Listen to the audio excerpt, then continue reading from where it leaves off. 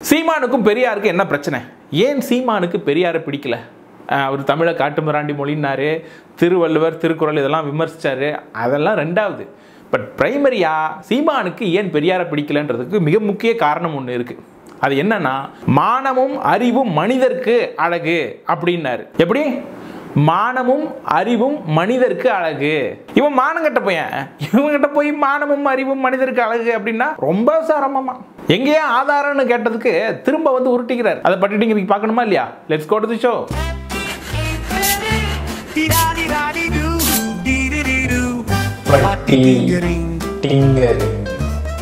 தமிழர் அரசு தமிழர் என்று பேசுவதெல்லாம் பித்தலாட்ட கருங்காலிகள் பேசுனதுக்கு நீங்க சான்று கேட்கல. இங்க பாருங்க, நீங்க நினைக்கிற மாதிரி சீமான் கிட்ட போய் ஆதாரம்லாம் கேட்டீங்கன்னா ஆதாரம் கிடைக்காது. ஆதாரம் கேட்குறீங்க, யாருக்கிட்ட போய் ஆதாரம் கேட்கணும்னு உங்களுக்கு விவஸ்தை இல்லை. அந்த ஆளுக்கு ஆதாரம் கேட்குற நேரத்தில் பைத்தியக்கார ஹாஸ்பிட்டலுக்கு ஃபோன் பண்ணி இந்த பைத்தியத்தை கொண்டு போய் எங்கேயா தூணில் கட்டி வைங்கடான்னு சொல்லலாம்ல. நீங்க ஆதாரம் கேட்டதுக்கு என்ன சொல்லிக்குது இந்த பீஸு? ஆதாரம் நீங்க தான் கொடுக்கணும், என்கிட்ட கேட்குறீங்க. எல்லா ஆதாரங்களையும் நீங்க முடக்கி வச்சுட்டு என்கிட்ட ஆதாரம் கேட்டீங்கன்னா பெரியாரனுடைய எழுத்துக்கள்லாம் ஏன் நாட்டுடைமை ஆக்கல அப்படின்னு காப்பிரைட் ப்ராப்ளம்குள்ளார போறாரு. நீங்க அரசுடைமை ஆக்கிட்டு சரியான ஆண் மக்கள் என்கிட்ட ஆதாரம் கேட்டு நான் தரேன். காப்பிரைட்டுக்கு இதுக்கு என்ன சம்பந்தம்? ஆதாரம் கேட்டா ஆதாரம் கொடுக்க வேண்டியது தானே. ஆதாரத்தை நீ எங்க கிட்டயே கேட்கிற? நான் தாங்க வெளியிட்டு இருக்கேன். ஏங்க நீங்க எழுதின புத்தகத்தை நீங்க முடக்கி வீட்டுக்கு தனி சொத்தா வச்சுக்கிட்டேன் ஆதாரம் கேட்டா அதுக்குள்ளதான் எனக்கு எடுத்து வெளியிடுங்க. பர்டன் ஆஃப் ப்ரூஃப்னு ஒன்று இருக்கு. அதாவது யாரு கம்ப்ளைண்ட் எழுப்புறாங்க, யாரு கிளைமை முன் வைக்கிறாங்க, அவங்க தான் ப்ரூஃபை கொடுக்கணும். நீ கிளைமை முன் வச்சுட்டு ப்ரூஃபை என்கிட்ட கேட்டீங்கன்னா பைத்தியமா நீ அப்படின்னு கேட்பாங்களா? கேட்க மாட்டாங்களா? கட்டி தான் வைக்க முடியும், சேஃபா ஒரு தூண்ல கட்டி வைக்க முடியும், யாரையும் போய் கடிச்சிடாம பத்திரமா பார்த்துக்க முடியும், அவ்வளவுதான் பண்ண முடியும். முத்திருச்சு. சரி, இந்த மாதிரி எக்ஸ்ட்ராடினரி கிளைமை முன் வச்சுட்டு ப்ரூஃபை நம்ம கிட்ட கேட்டா அதுக்கு பேர் என்ன? Appeal to ignorance.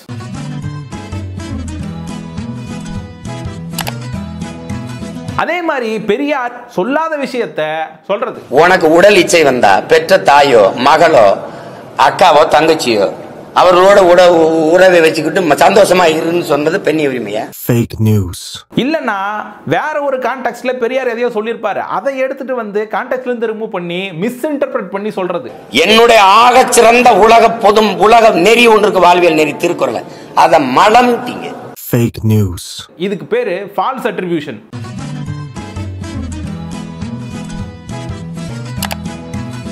இப்போ இவன் ஆதாரம் தர மாட்டான். இவங்கிட்ட என்ன கிடைக்கும் அப்படின்னு பார்த்தீங்கன்னா வண்டையா பேசுவான், நல்லா வாய்க்கிலேயே வக்கனையா பேசுவான், வாழைப்பழம் மாதிரி பேசுவான் மேடம் அப்படின்ற மாதிரி நல்லா பேசுவான். ஆனால் அந்த மயில் குளிரில் நடுங்குகிறதோ என்று எண்ணி அஞ்சி போர்வையை போத்தி நான் பேகன், அதனால் அவன் ஆக சிறந்த கொடை வல்லல்.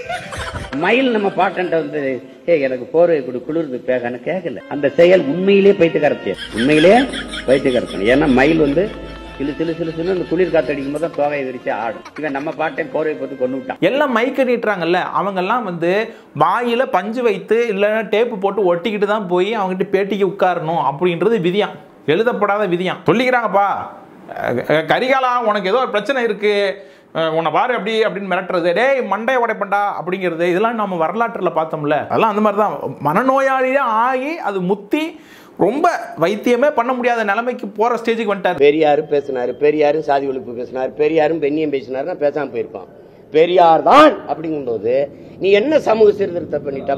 வள்ளலார் எங்கள் மூதாதை வள்ளலார் வைகுந்தரை தாண்டி என்ன நீ சமூக சீர்திருத்தம் இங்க பண்ணீங்க? பெரியார் மட்டும் தான் எல்லாம் செஞ்சாரா? ஏன் வள்ளலார் செய்யல, ஆணைமுத்து செய்யல இப்படின்னு ஏகப்பட்ட உருட்டுகளை உருட்ட வேண்டியது. இப்போ பெரியார் மட்டும்தான் தமிழ் சமூகத்துக்கு எல்லாம் செஞ்சாரு அப்படின்னு யாருமே சொல்லல. இப்படி யாருமே சொல்லாத வாதத்தை முன்வைத்து நம்மளை போட்டு அடிக்கிறதுக்கு பேர் என்ன? ஸ்ட்ராமன் ஃபேலசி.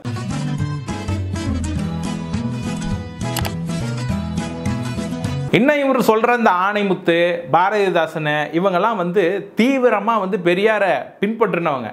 சமூக நீதிக்கும் பெரியாருக்கும் சம்பந்தம் இருக்கா? சமூக நீதி இடஒதுக்கீடு எங்க ஐயா ஆணைமுத்துக்கும் சம்பந்தம் இருக்கா? யாராவது சொல்லுங்க. கேள நீ கேள நீங்க சொல்லுங்கம்மா.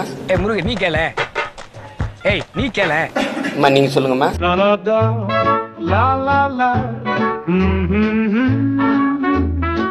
போராடி பெற்றுக் கொடுத்த ஆணமுத்தா பெரியாரா? மரணிக்கும் வரை பெரியாரின் பெருந்தொண்டராகவே வாழ்ந்து மறைந்திருக்கிறார் வே. ஆணைமுத்து. அவங்க பேர்லாம் எடுத்து மூட்டை கட்டிட்டு வந்து இது நம்மளை அடிக்குதுன்னா இது எம்மா பெரிய ப்ராடா இருக்கும். பத்திரிகையாளர்கள் இருந்து மற்றவங்க எல்லாம் கேட்டது என்ன? பெரியார் இந்த மாதிரி சொன்னதுக்கான ஆதாரம் எங்க அப்படின்னு கேட்டதுதான். அதுக்கு பதில் சொல்லாம சம்பந்தம் இல்லாம பேசினுக்குது. இப்படி சம்பந்தம் இல்லாம பேசி வாதத்தை திசை திருப்பறதுக்கு பேர் தான் ரெட் ஹெரிங் ஃபேலசி.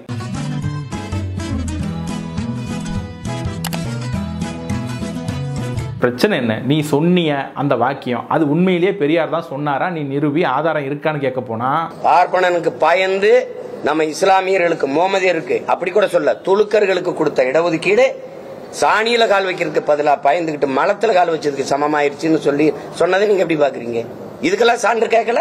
தமிழர் அரசு தமிழர் என்று பேசுவதெல்லாம் பித்தலாட்ட கருங்காலிகள் பேசுனதுக்கு நீங்க சான்று கேட்கல. பெரியார் அதெல்லாம் சொல்லியிருக்காரு. அது ஏன் ஆதாரம் கேட்கல, இது ஏன் ஆதாரம் கேட்கல, இதுல ஏன் ஆதாரம் கேட்கலன்னு நம்மளை போட்டு படுத்துறது. ஏயோ உனக்கு அறிவு இருக்கா இல்லையா? படிச்சிருக்கியா இல்லையா? மண்டையில மூளை இருக்குதா இல்ல வேற எங்கேயா வச்சிருக்கிறியா? உங்ககிட்ட என்ன கேட்டாங்களோ அதுக்கு பதில் இருந்தா பதில் சொல்லு. அதை விட்டுவிட்டு ஏன் திசை திருப்புற? எனக்கு சாராயம் தொட்டு வச்சுட்டாங்க. சாராயத்தை தொட்டு வச்சதுக்கு பதிலா கள்ளிப்பால தொட்டு வச்சிருக்கலாம்.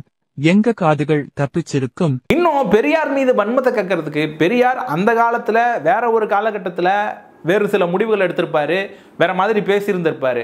அந்த இதெல்லாம் கான்டெக்ட்ல இருந்து ரிமூவ் பண்ணி எடுத்துட்டு வந்து முஸ்லிம்கள் எப்படி சொல்லியிருக்காரு பாருங்க, கிறிஸ்தவர்கள் எப்படி சொல்லியிருப்பாரு பாருங்க அப்படின்னு இதை மட்டும் எடுத்துக்கிறது. ஆனா அதன் பிற்பாடு இஸ்லாமியர்கள் மீதும் கிறிஸ்தவர்கள் மீதும் பெரியார் என்ன பார்வை வைத்திருந்தாரு அப்படின்லாம் பார்க்க மாட்டானுங்க. ஏன்? செர்ரி பிக் பண்ணிப்பானுங்க. Cherry picking fallacy.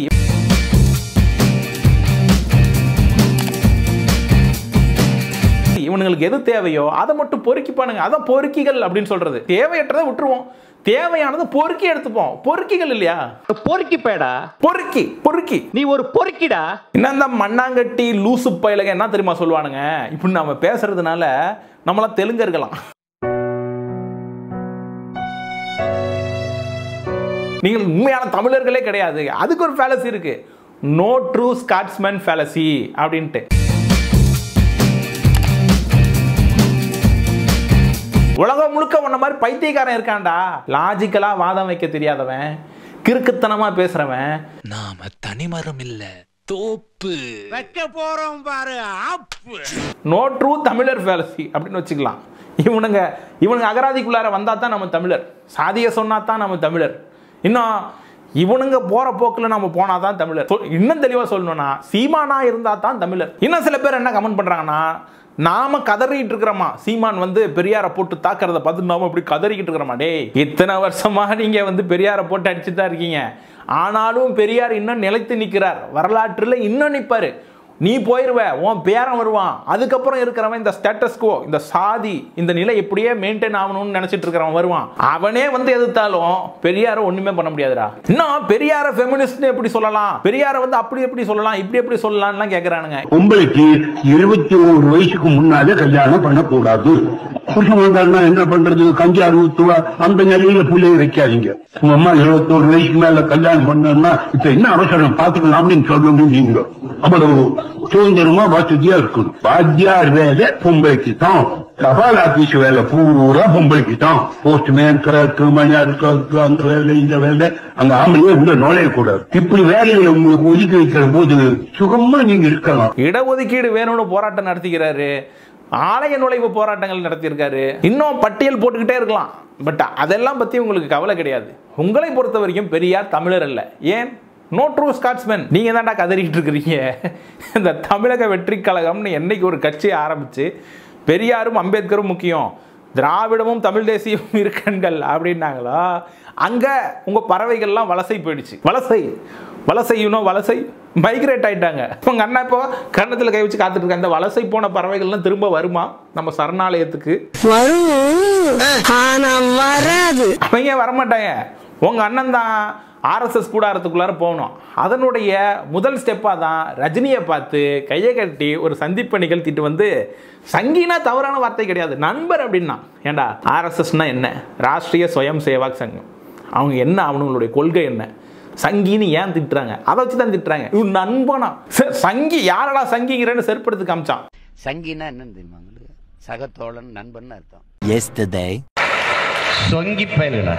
யாரடா பார்த்து யாரடா சங்கிங்கிற? செருப்பு பாரு. எப்படிப்பட்ட செருப்பு பாரு? இவர் போஸ்டரை செவத்துல அடிச்சு ஒட்டிக்கிறாங்க. என்ன மாதிரி போஸ்டரு தான்? இந்த போஸ்டர் தான். அவர் மானத்தை இவர் மறைக்கிறாராம். அவர் மானத்தை மறைக்கிறாங்கன்னு ஒட்டின போஸ்டர்லாம் வந்து கிழிச்சிட்டு இருக்கிறாங்களாம். டேய், உங்க ஒன்ன கிழிக்கணும்னா கிழிக்கிறதுக்கு ஒரு அபலை பெண்ணுடைய குரல் அப்பப்போ கேட்கும். டேய் சீமான், இந்த மானங்கட்டவன் என்ன பண்ணுவானா, நேத்து ஒரு பேச்சு பேசியிருப்பான், இன்னைக்கு ஒரு பேச்சு பேசியிருப்பான், நாளைக்கு ஒரு பேச்சு பேசுவான். இப்போ இதுக்கெல்லாம் தொடர்பே இருக்காது, கண்டினியூட்டியே இருக்காது. எப்பப்போ மனம் மாறுவான், எப்போ இவன் வந்து இந்த மாதிரி பேசுவான், எப்போ வந்து சொன்ன வார்த்தையிலேருந்து மாறி பேசுவான் அப்படின்னு அவனுக்கு தெரியாது. என் தலைவனை 2008 பிப்ரவரியில் நான் சந்திக்கிற வரை நான் இந்த இந்த திருட்டு கூட்டத்தில் ஒருத்தனா தான் இருந்தேன். சந்திச்ச பிறகுதான் தமிழன்னா யாரு, தமிழ் தேசியம்னா என்ன, தமிழனுக்கு தேவையான அரசியல்னா என்ன அப்படின்னு வந்த பிறகுதான் இந்த அரசியலை கட்டமைக்கிறது. இதைத்தான் என் அண்ணன், என் தலைவன் என் இடத்திலே சொன்னார். பெரியாரின் சிந்தனைகளை படித்து வளர்ந்த பிள்ளைகள், பெரியார் என்ற பெருமகனின் நிழலிலே வளர்ந்தவர்கள், அவர் அடிச்சுவடிலே பாதை எடுத்து பயணித்தவர்கள். மேடை ஏறி மென்டல் ஆனவர்ரா எங்க அண்ணன். அவரை போய் தப்பா பேசுறீங்களாடா? அதுக்குன்னு அரசியல்வாதினா அப்படிதான் சொல்லாதீங்க. இது வேற ரகம், இது மனுஷனே கிடையாது. இது என்ன ஜந்துனே தெரியாம இதை ஆய்வு கூடத்துல வச்சு ஆய்வு பண்ணிட்டு இருக்காங்களாம். பிரபாகரன் பேரை சொல்லி இவன் எவ்வளவு திரள் நிதி வாங்கியிருப்பான். பொய், பூராமே பொய். எப்படி மாத்தி மாத்தி பேசுவான் பாருங்க. இப்ப இவன் பெரியார் இன்னைக்கு எதிர்த்து பேசுறான்னு அதுக்கு சப்போர்ட் பண்ணிட்டு வரானுங்களா இந்த கறி கஞ்சி இவனுங்கெல்லாம் வரானுங்கல்ல பின்னாடியே. இப்போ நாளைக்கு திடீர்னு பெரியாரை சப்போர்ட் பண்ணி பேசினா இவனுங்க அப்படியே வந்து அசைன்மெண்ட் அப்படியே டக்குன்னு மாறிடுவானுங்க.